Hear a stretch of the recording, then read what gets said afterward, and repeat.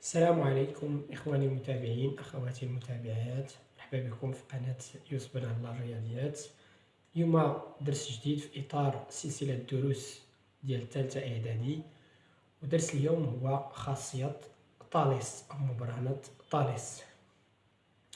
أول حاجة تنبداو بها هي التعريف. عندنا نعطيكم تعريف موجز، كنت غنشرح لكم بطريقة سهلة وطريقة في متناول الجميع.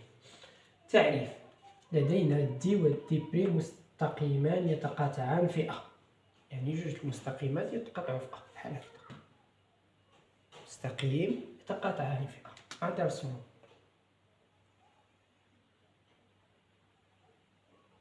يتقاطعان في أ.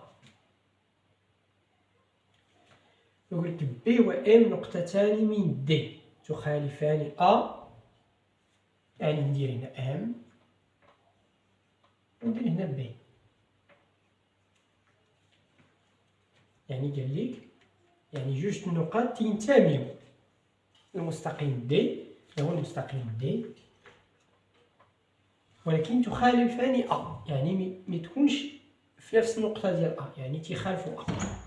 هو يقول لك عاوتاني سي و ان نقطتان من دي بريم تخالفان أ، هاد دي بريم. هو يعطينا إذا كان ام ان، هنا سي، إذا كان ام ان يوازي بي سي، هذا مستقيم ام ان يوازي بي سي، إذا كانوا هاد المستقيمات متوازية. أول شرط في خاصية طاليس خاص يكونوا عندنا جوج مستقيمين متوازيين، ان ام أو ان ان مع بي سي يكونوا متوازيين إلا بغات تحقق لنا خاصية طاليس المباشرة. إلا كان ام ان يوازي بي سي فإن ا ام على ا بي يساوي ا ان على ا سي ويساوي ام ان على بي سي. نعاودو دابا شنو هو خاصية طاليس؟ خاصية طاليس هو واحد جوج مستقيمات، فاش يكون عندنا جوج مستقيمات متقاطعة أو مثلات وكانوا فيه واحد النقطة تنتمي لأ بي، واحد النقطة تنتمي لأ سي بحال ام و ان، وكان عندنا التوازي بين هاد ام ان مع بي سي، تتحقق لنا خاصية طاليس. إلا ما كانوش هادو متوازيين لا تتحقق خاصية طاليس. نعاود، عندنا ا ام ا بي سي، نعتبرونا كاع مثلات ا بي سي، ان نقطة تنتمي إلى ا بي و ان نقطة تنتمي إلى ا سي. إذا كان الشرط ام ان توازي بي سي تحققت لنا خاصية طاليس. يمكن نكتبوها هاد الكتابة، ما كانوش يتوازاو ما تحققش لنا خاصية طاليس. أول شرط لخاصية طاليس والشرط الأساسي هو ام ان يوازي بي سي، هذا هو الشرط الأساسي. وماشي كتكون في مثلث، تقدر تكون على هاد الطريقة، تكون هنا ا، تكون هنا بي، تكون هنا سي، تكون هنا ام، تكون هنا ان.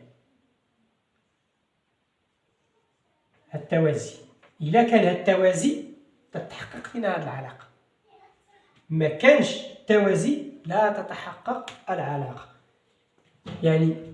ويمكن ماشي ندير ا ام، يقدر إلا درت ا بي الفوق، ا بي على ا ام، هو نختار درت انا الكبير ا بي، خاصني حتى هنا ندير الكبير هو ا سي على ا ام تساوي كبير هو الفوقاني درتو تساوي بي سي على ام ان. في التعابير بجوج صحاح، غير هو إلا بديت بالصغير الفوق نبقى غادي في كلشي صغير الفوق. ا ام ها هنا ا ان ها هي ام ان ها هي الفوق كلهم الفوق. الا درت الكبار الفوق يعني شنو الكبار اللي عنده الطول اكبر، الا درتهم هما الفوق يعني خاص تمشي بهم كلهم الفوق. ا بي ا سي بي سي ا بي ا سي بي سي وتندير لتحت الصغار. يعني غير هو ماشي ندير واحد ندير بحال ا ام على ا بي تساوي ا سي على ا ان، لا تساوي ا ان على ا سي، لا. الا درت ا بي خاصني الفوق ندير عاوتاني تساوي ا سي، يعني ا بي على ا ان تساوي ا سي على ا ان.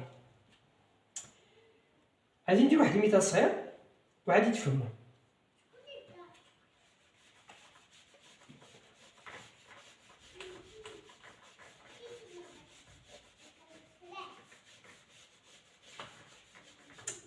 عندنا مثلث A B C، وعندنا M نقطة تنتمي إلى A B و N نقطة تنتمي إلى A C، بحيث عندنا N تنتمي إلى A C و M تنتمي إلى B C. هاد نديرها هكا تتسمى في الرياضيات تنتمي، يعني بلا ما ندير تنتمي بالعربية تنديرو غير هاد تنتمي، بحيث ام ان يوازي بي سي. يعني عندنا الشرط الاساسي ديال خاصية الطالس هو تحقق، وعندنا ا ان تساوي 3، ا بي تساوي 5، و ام ان تساوي 4، بي سي تساوي 8. يعني هنا 8، هنا 4، ا ان 3، ا بي 5، من هنا لهنا. دابا عطاونا تمرين بحال هذا تيقول لك احسب ا سي و ا ان. شي قلنا حسب واحد المسافة، عندنا الشرط محقق، ها هو الشرط تاع خاصية الطالس. يعني اش بنستعمل؟ نقولو باستعمال خاصية الطالس لدينا بندير ا بي على ا ان تساوي ا سي، بديت بالكبار، ا سي على ا ان تساوي بي سي على ام ان. غنبداو ب ا سي نحسبوها.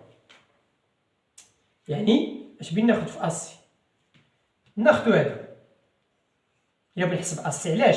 حيت بي سي عندنا و ام ان عندنا و ا ان عندنا، يعني بقى مجهول واحد اللي هو ا سي.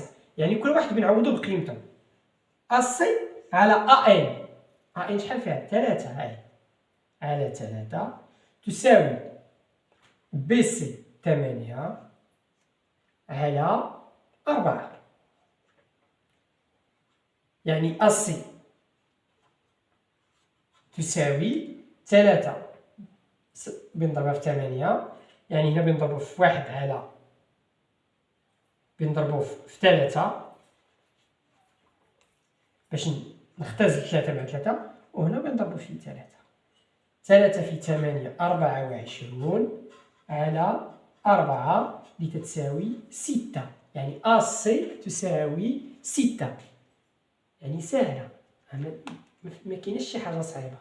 خاصية الطالس هي واحد الخاصية سهلة جد باش اننا نحسبو، ولكن نتفكروا الشرط ام ان يوازي بي سي. عطاونا مثلث، عطاونا القيمات. تنجي انا فاش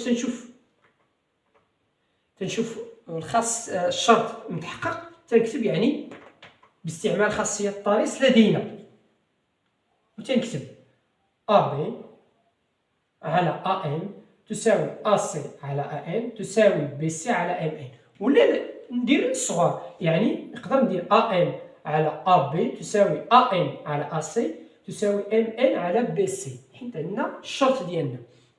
وتنشوف بعينيا تنشوف الحاجه اللي فيها معلومه. شنو هي معلومه؟ يعني عندها الطول ديالها هنايا، بحال ا بي عطاونا 5 ها هي كاينه، ولكن ام ما كايناش في الحساب يعني، و ا سي ما كايناش هي اللي بنحسب، و ا ان كاينه، بي سي كاينه، ام ان كاينه. يعني فاش بنحسب ا سي غادي ناخذ ا سي على ا ان تساوي بي سي على ام ان. علاش؟ حيت هذه معلومه وهذه معلومه وهذه معلومه، يعني كاينه القيم ديالها، يعني غنقدر نحسب بها. تنحسبها تلقى 6. يعني دابا ا سي 6. فاش تلقى ب6 غتمشي بنحسب ا ام. الا بنحسب ا ام بناخذ ا بي على ا ام تساوي بي سي على ام ان.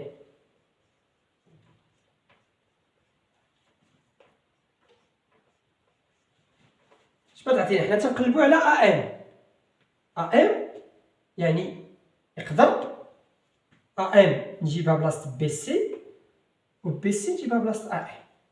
يعني اش بتولي ا بي على بي سي تساوي ا ام على ام ان. واش بنحسب ا ام هي ولات الفوق، يعني بدلتها مع بي سي. يعني هي اما تبدلها اما نضرب هنا في المقلوب ديال بنضرب هنا في ا ام، نضرب هنا في ا ام تختزل مع هذه، ونفس العدد بنضرب هنا في ا ام.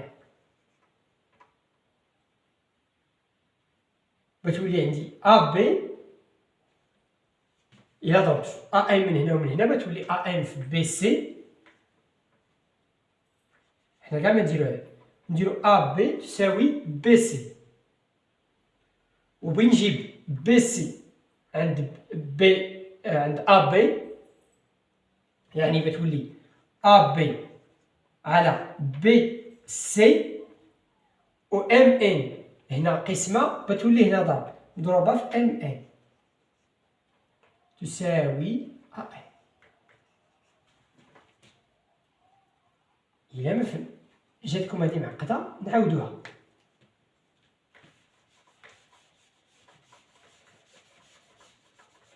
قلنا خاصية الطالس تقول ا بي على ا ام تساوي ا سي على ا ان تساوي بي سي على ام ان. هذه هي خاصية الطالس.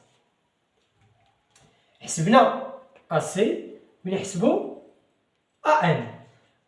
غنختار ا بي على ا ام تساوي بي سي على ام ان. ا بي على ا ام تساوي بي سي على ام ان.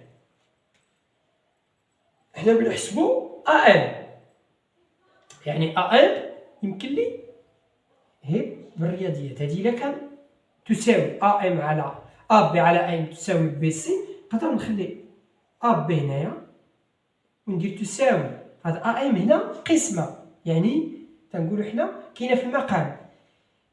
الا كانت تساوي بتمشي للبلاصه الاخرى تتولي في البسط، يعني بي سي بتبقى بلاصتها مضروبه فاش في ا ام على ام ان. فهمتوا؟ هنا كاينه في المقام، الا بتحول للطرف الاخر تتولي في البسط. ولا نضرب في الطرفين، نضرب هاد الطرف في ا ام ونضرب هاد الطرف في ا ام. هنا بتختزل ا ام مع ا ام وتبقى لي هنا ا ام في بي سي على ام ان. هي لما نفهموها بهذه الطريقه بنحولوا اي عدد في الرياضيات في المعادلات ولا في يعني عندنا طرفين متساويه ديال متساويه، وبنحول واحد العدد اما القسمه او الضرب. فهموا معايا؟ القسمه او الضرب بنحولوا للطرف الاخر. الا كان ضرب تيولي قسمه، كانت قسمه تتولي ضرب. الزائد والناقص الا كانت زائد وتحولت للطرف الاخر تتولي ناقص، ولا كانت ناقص وتحولت للطرف الاخر تتولي زائد. حنا عندنا هنا قسمه، يعني كاينه في المقام. الا بغينا نحولها للبلاصه الاخرى تتولي في البسط. ها هي نفس الطريقه اش قلنا تتولي هذه فين كاينه في المقام بنحولها للطرف، حيت حنا هذا الطرف خاصو يبقى لنا غير ا ام بوحدو، هو اللي تنقلبوا اننا نحسبوه. هنا ام ان كاينه في المقام، الا بغيت نحولها لبلاصه اخرى بتولي في البسط، يعني ا بي بتولي ضرب ام ان، و بي سي عندنا هنا في البسط، الا بغيت نحولها للطرف الاخر بتولي في المقام، على بي سي تساوي ا ام، يعني ا ام اش بتساوي ا بي شحال 5 مضروبه ام ان 4 بي سي 8. 5 في 4 20 على 8، 20 على 8 هي 2.5، ولا نخلي 20 على 8، يعني لقينا أن ال هي 2.5، وهذه حليت التمرين. نقدر بعد النوبات ما يعطيوناش هادو بجوج، نقدر يعطيونا هادو بجوج ويعطيونا وحده هنا ووحده هنا، يعني يعطيك غير هاد الطول وهاد الطول، ولا هاد الطول مع هاد الطول، ونفس الطريقة تنستعمل خاصية طاليس بنفس الطريقة وسهلة. غير هو ردوا البال، الله يرضى عليكم ردوا البال، هي فهاد بحال فاش تيكون هذا كي تنقلب عليه تيكون في المقام، وباكو كان هنا الفوق راه ساهل، الا كان هنا الفوق راه ترد هذا هنايا، يعني كيما كان غير هو كان مقام وبغيت نحولو للطرف الاخر تيولي في البسط وتيولي ضرب، كان في البسط وبغيت نحولو للطرف الاخر تيولي في المقام وتيولي ضرب في التحت في المقام. ردوا البال في التغيير. دابا كملنا خاصية طاليس المباشرة، بغينا ندوزو لخاصية طاليس العكسية. خاصية طاليس العكسية أو الغير مباشرة. طاليس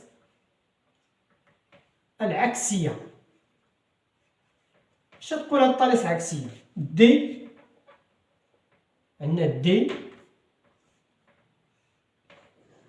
يتقاطع دي والدي بريم يتقاطعان في أ، عندنا دي والدي بريم يتقاطعان في أ، وعندنا نقطة ام و بي و ان، ام و بي ينتميان إلى المستقيم دي تخالفان أ، و ان و سي تنتميان إلى المستقيم دي بريم وتخالفان أ. هادو هما المعطيات. إذا كانت أ على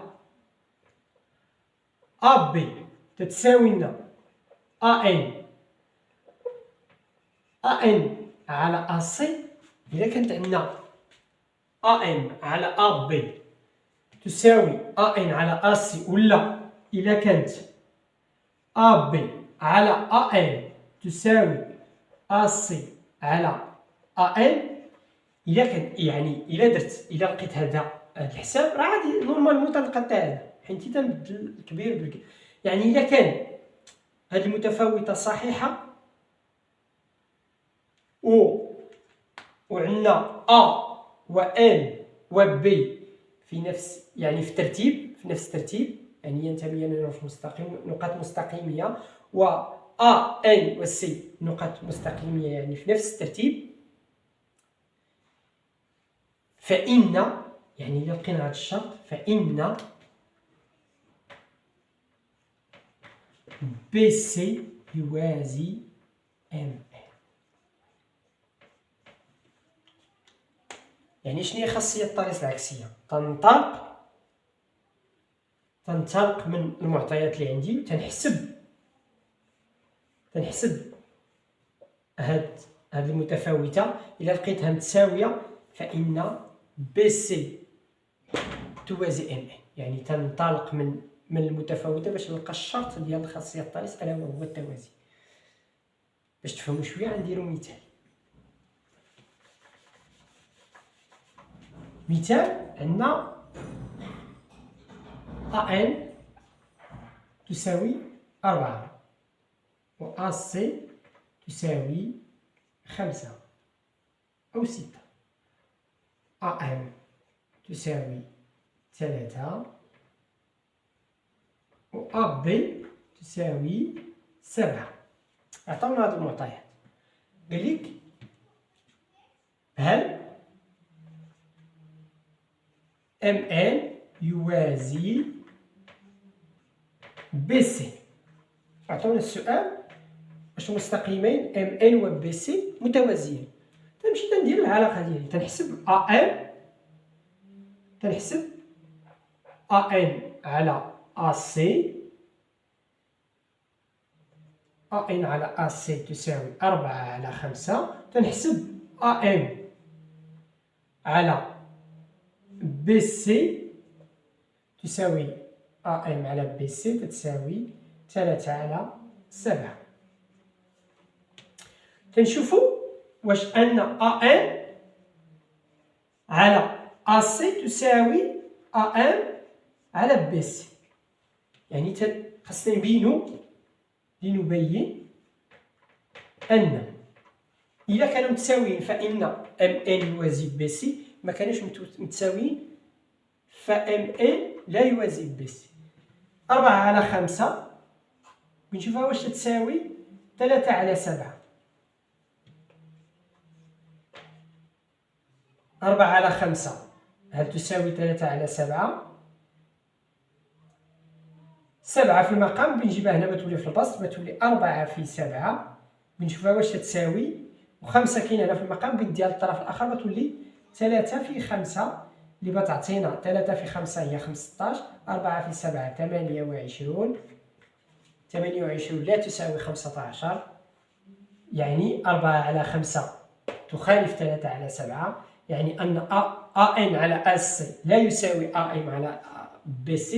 إذا أشنو هو الاستنتاج؟ MN لا يوازي BC. نعاودو خاصية الطريق العكسية لاش درناها؟ باش أننا تنوصلو للاستنتاج أن MN يوازي BC أو العكس أنه لا يوازي. يعني تنشوفو واش خاصية الطلس تحقق تما ولا لن تتحقق. يعني فاش تنبغي نعرفو واش هذا تنديرو هذيك المتفاوتة، تنحسب AM على AC تنشوفو واش تساوي AM على BC، تنحسبهم. إلا لقيناهم متساويين راه MN يوازي BC يعني تحققت خاصية الطلس. إلا لقيناهم ما متساويينش يعني مختلفان فإن BC لا يوازي MN. غندير واحد المثال ديال أنهم متوازيان.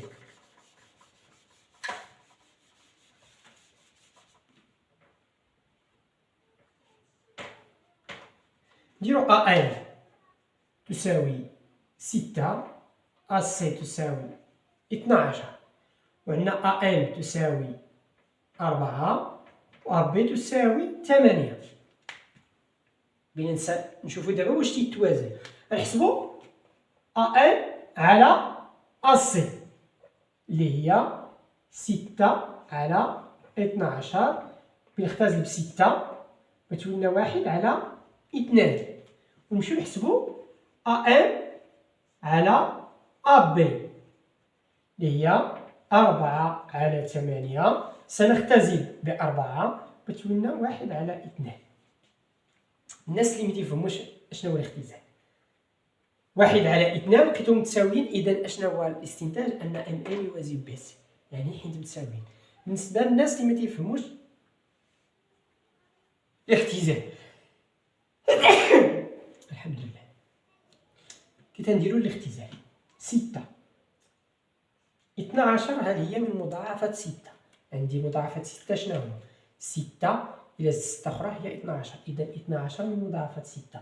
أو واحد المنظور آخر، واحد العدد تنضربو في 6 وتعطيني 12 شنو هو؟ هي 6 في 2، 6 في 2 هي 12. تفهمنا؟ يعني بنختزل ب6 عدد في عدد ويكون الضرب هنا. كنبدا لكم هي الاختزال بنختزلو تيكون الضرب هنايا. إلا كان 6 زائد 2 راه مكاينش اختزال، غنختزل 6 مع 6 ونخلي 2 حيت راه كاين عندنا زائد. إلا كان عندنا الضرب تنختزل 6 مع 6 كنبقى لنا 1 على 2. نمشيو للحالة الأخرى باش نشرح لك. 4 هل 8 مضاعفات 4؟ نعم. 8 شحال فيها من 4؟ 2، يعني 4 في 2. تبي نديرو نفس الطريقة، نختزل 4 مع 4 شنو لقينا؟ 1 على 2. وقيل أن يعني أننا شنو لقينا؟ لقينا أن على أسي تساوي أم على أبي تساوي 1 على 2. وبما أن تحقق لنا داك الشرط ديال أن المتفاوتة وأن النقط في الترتيب يعني أن بي مستقيمية و أن سي مستقيمية وفي نفس الترتيب، يعني اش تنقولوا؟ تنقولوا أن ام ان يوازي بي سي. هذه هي خاصية طاليس. وصلنا للنهاية ديال الفيديو. تنتمنى ان الفيديو يعجبكم، واللي ما فهمتوهاش ديروها لي في التعليقات، نقدر نعاود عليها الدرس، يعني ما كاينش مشكل. اللي ما فهمش شي حاجه بالنسبه خصوصا بالنسبه للناس اللي انقطعوا الدراسه شحال هادي ودايرين ثالثه اعدادي حر، اللي ما فهموهاش يراسلوني في الخاص ونعاود الدرس بطريقه اكثر من هذه، يعني نشرحها اكثر من هكا. وان شاء الله تنتمنى لكم التوفيق والنجاح، وتنشكركم على التعليقات ديالكم، على التشجيعات ديالكم، والى فرصه قادمه.